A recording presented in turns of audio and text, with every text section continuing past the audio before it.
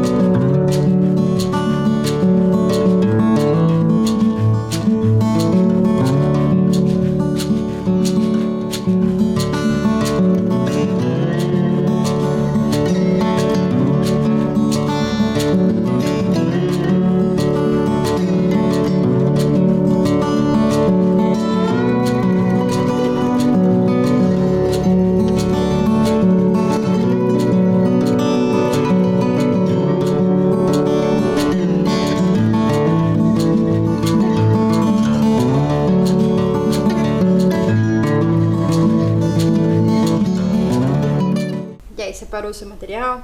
Não esqueça de colocar o número da aula e a data de hoje. Então vamos lá para a nossa primeira proposta do dia. Proposta número 1, ela diz o seguinte: 4 dos 5 números indicados foram movidos para os retângulos de modo que a adição ficasse correta. Que número permaneceu do lado esquerdo da figura? Então aqui eu tenho a figura com as adições, são 4 retângulos, e como é que eu vou redistribuir esses números que estão nesses retângulos, de modo que a minha soma, a adição dessas parcelas, resulte na minha soma correta. Vou dar um tempo para você pensar e a gente já volta.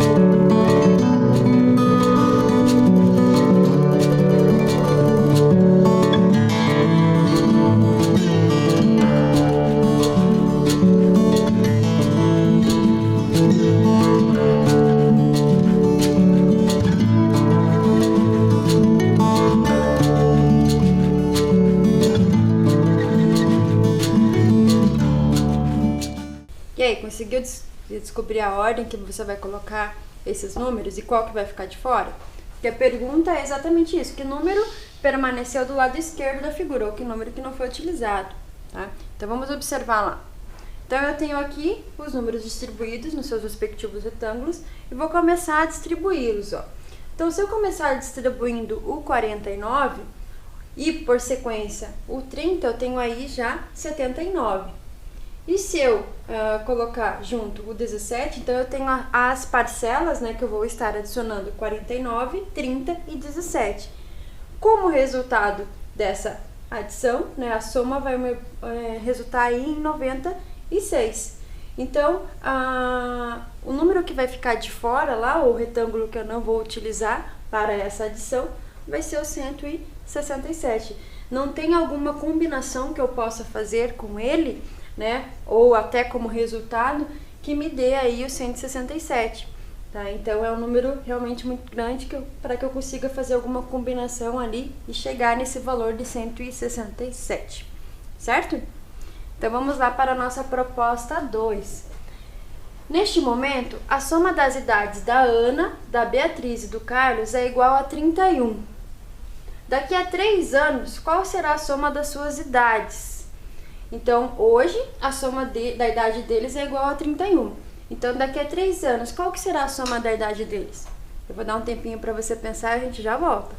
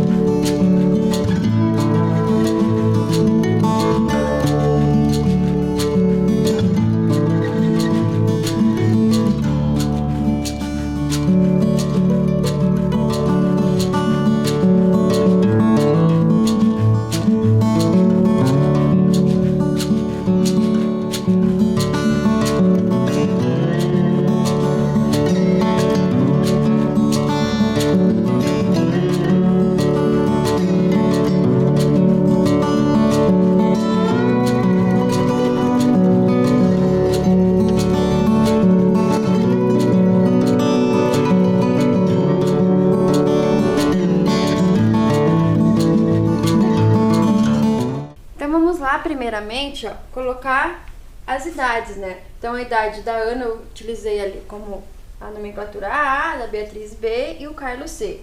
Então, se eu adicionar a idade deles hoje, eu tenho como resultado 31. Porém, daqui a 3 anos, ou seja, se eu adicionar a idade da Ana daqui a 3 anos, mais a idade de Beatriz daqui a 3 anos e a do Carlos a 3 anos, qual é o resultado que eu vou obter? Ó? Então, eu tenho Ana mais Beatriz mais Carlos, mais esses 3 aqui, né, que foram repetidos 3 vezes, é igual ao 31, esses 3 mais 3 mais 3 é igual a 9. Por que eu estou colocando 40 ali como resultado? Porque esse A mais B mais C, eu já sei que é igual a 31, que foi a primeira informação dada. Então, A mais B mais C é igual a 31, mais esses 3 vezes o 3 aqui, ó, que dá 9, então me resulta em 40. Então, a soma da idade deles daqui a 3 anos vai ser igual a 40, certo? Então, vamos lá para a nossa proposta 3. Diz o seguinte: Guilherme vai atirar 2 setas em direção à figura. Se não acertar a figura, ele não pontua.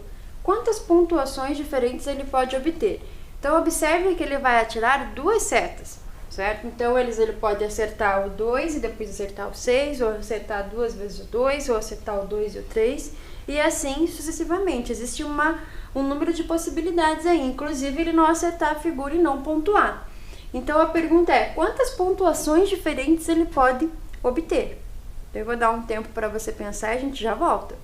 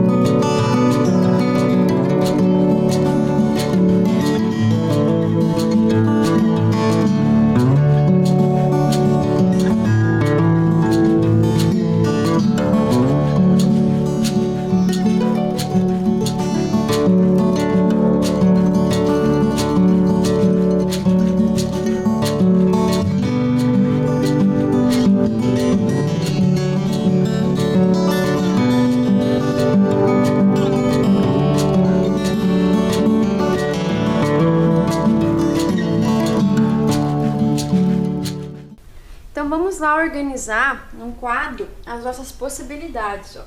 Então, eu tenho aqui um quadro com as pontuações possíveis, né? Não acertar a figura, acertar o número 2, o 3 ou o 6. E a mesma coisa aqui na coluna.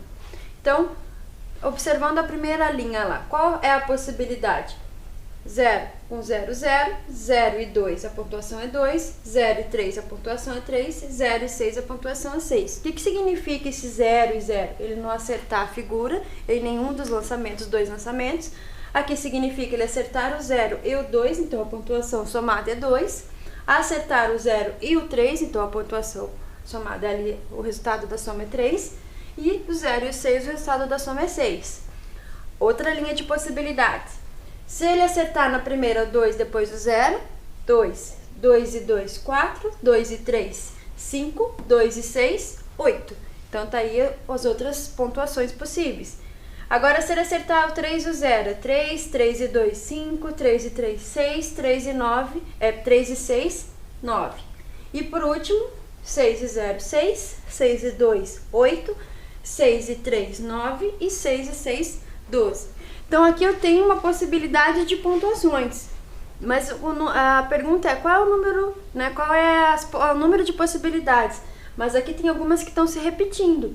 Então, por exemplo, o 0, o 2, o 3 e o 6, o 4, o 5, o 8, porque o 2 aqui já foi uma vez, o 9 e o 12, ó, porque esses outros números já foram outras vezes. Tá? Então, qual é o número máximo ali de possibilidades? Quantas pontuações, diferentes ele pode obter? Então, o número de pontuações que ele pode obter diferentes, né, ou seja, não repetidas, é 1, 2, 3, 4, 5, 6, 7, 8, 9. Então, 9 pontuações diferentes ele pode fazer aí com esses dois lançamentos naquela figura, acertando ou não a figura, certo? Então, vamos lá para a nossa proposta 4. Observe a sequência abaixo. Então, aqui eu tenho uma sequência numérica. 7, 21, 8, 72, 9 e ela continua. A pergunta é, qual é o próximo termo da sequência? Então, observe qual o padrão que pode estar acontecendo ali entre um número e o seu sucessor, ou entre o número e depois ainda a sequência não imediata, mas a próxima. Então, observe aí as relações que podem estar acontecendo e eu já volto para a gente corrigir.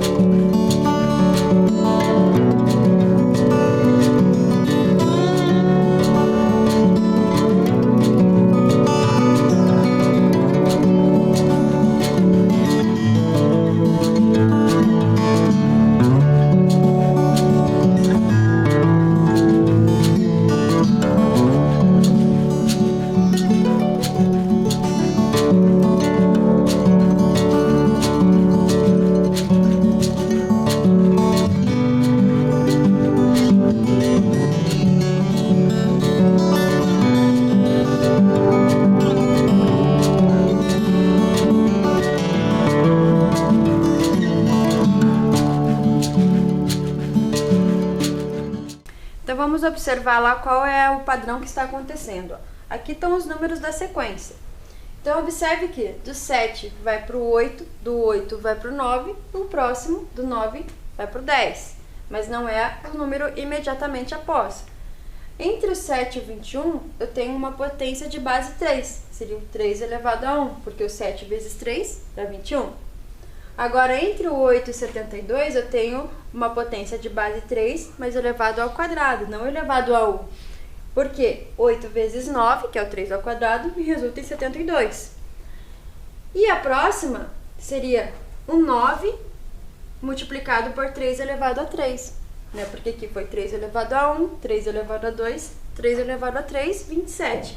9 vezes 27 vai me resultar em 243. Então, o meu próximo termo da sequência é o 243. Ó. É a alternativa B. Certo? Então, vamos para uma outra sequência, ó, bem parecida, inclusive. Eu tenho a sequência 7, 16, 8, 27 e 9 e continua. Então, agora, qual é o próximo termo dessa sequência? Vou dar o tempo para você e a gente já volta.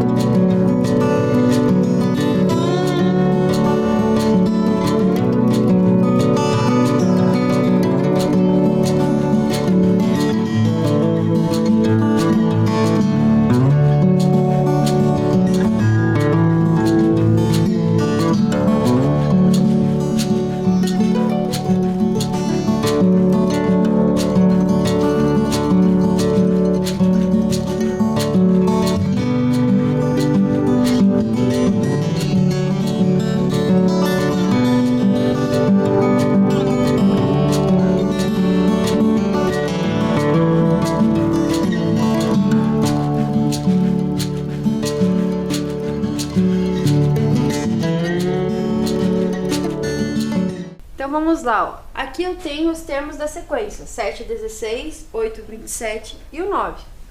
Então, como foi na outra, ó, do 7 foi pro 8, do 8 pro 9 e do 9 vai ter que ir pro 10. Mas o 10 não é o termo seguinte da sequência. Então, eu vou observar aqui, ó, o que acontece entre o 8 e o 16, ó. Se eu multiplicar o 8 pelo 2, eu vou obter o 16. Ou seja, se eu multiplicar esse termo pelo 2, eu vou obter o termo antecessor. A mesma coisa vai acontecer aqui, ó. O 9, que é o termo atual, se eu multiplicar por 3, eu vou obter o seu antecessor, que é o 27. Então, aqui eu multipliquei por 2, aqui eu multipliquei por 3, o próximo eu vou multiplicar por 4. Então, se eu multiplicar o 10 pelo 4, eu vou obter o seu antecessor, que é o 40.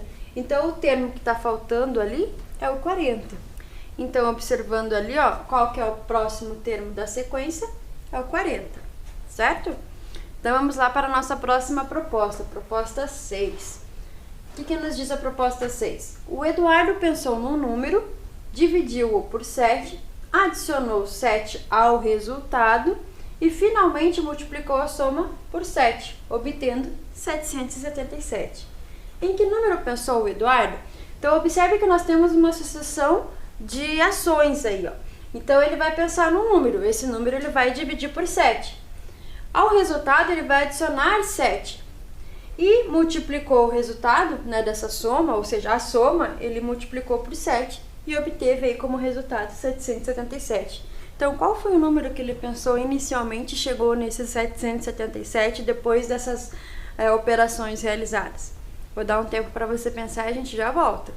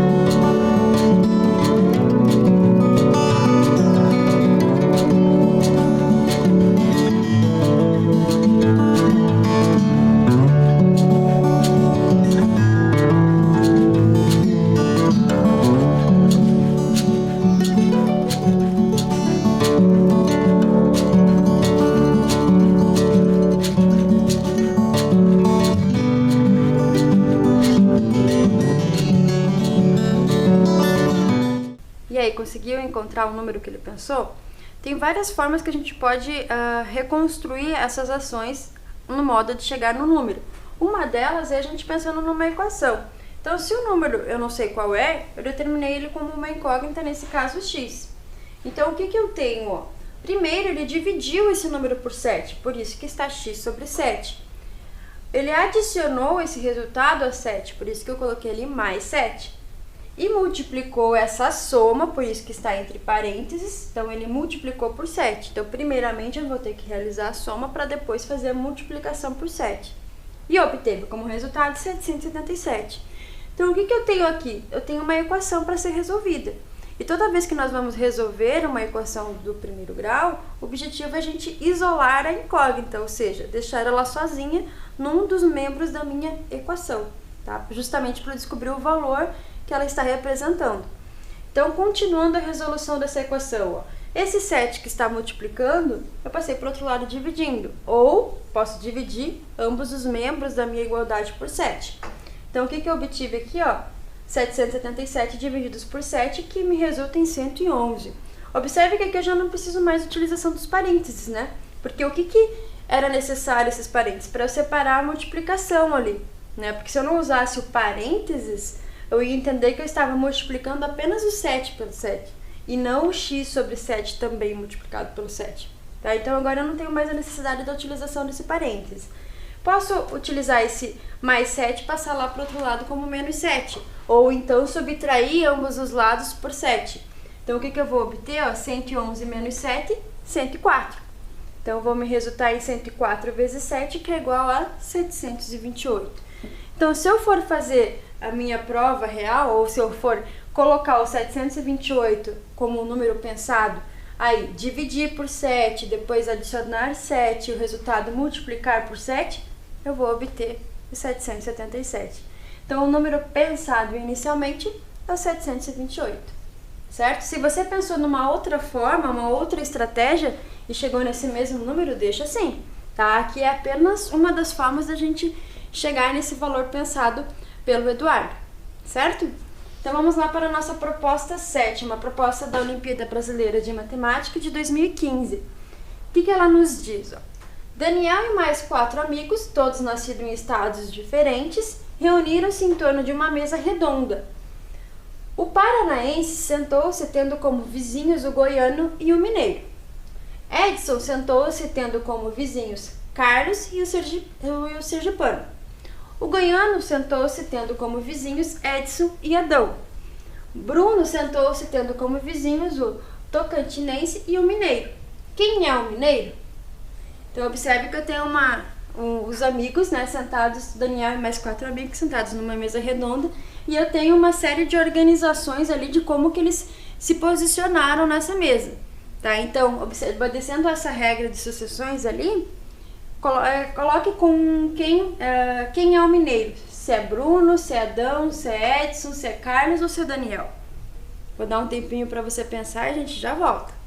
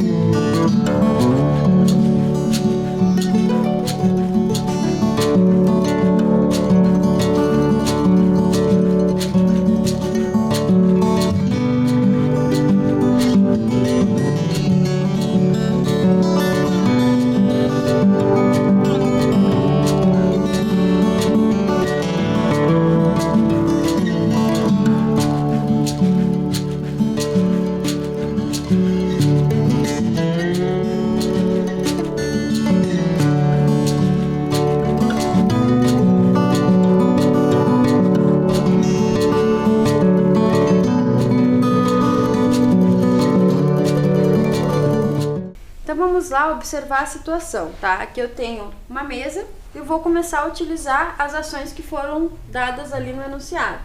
Então, quem são os amigos, né, do Daniel? Adão, Bruno, Carlos e Edson, incluindo o próprio Daniel, ali também vai se sentar à mesa.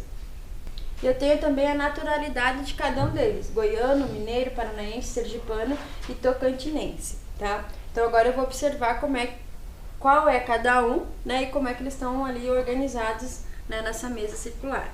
Então o paranaense sentou-se tendo como vizinhos o goiano e o mineiro.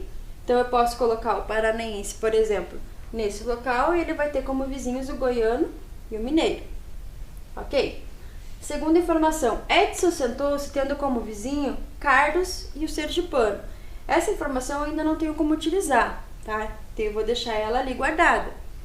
O goiano sentou-se tendo como vizinhos Edson e Adão. Então ele pode estar aqui, o Edson, ou ele pode ser o paranaense. Mas o Adão também pode estar aqui, assim como o Adão também pode ser paranaense. Então, o que aconteceria? O Edson sentou-se tendo como vizinhos o Carlos e o sergipano. Então, se o Edson ficar aqui, ele vai ter como vizinhos o goiano e o mineiro. Então, o Edson não pode ser o paranaense. O único que pode ser o paranaense é o Adão. Se o Adão é paranaense, o Edson está aqui ao lado do goiano. Então, utilizando a próxima informação. Se o Edson está aqui, ó, ele tem como vizinho o sergipano e o Carlos. Até aí, ok. Bruno sentou-se tendo como vizinho o tocantinense e o mineiro. Então, ele tem o Bruno como vizinho, o tocantinense e o mineiro. Então, o que serve para o Bruno? O Bruno não pode ser o paranaense, mas ele pode ser o sergipano, porque ele vai ter como vizinho o mineiro e o tocantinense. Ou seja, o Edson vai ser o tocantinense. E aí, sobrou apenas uma casa ali para o mineiro, que fica para o Daniel. Então, a naturalidade do Daniel é o mineiro. Então essa é a disposição aí em que os amigos se sentaram em volta da mesa e qual é a naturalidade de cada um, né? Cada amigo, qual é a naturalidade dele, certo? Lembrando que a pergunta do problema era quem é o mineiro. Então, quem que sobrou como mineiro? O Daniel. Então aí nesse caso o Daniel é o mineiro, certo? Então, para a aula de hoje, de Problematizando com a Matemática, é isso. Espero que você tenha pensado nas suas estratégias, deixa registradinhas elas aí, e eu te aguardo na próxima aula. Até mais!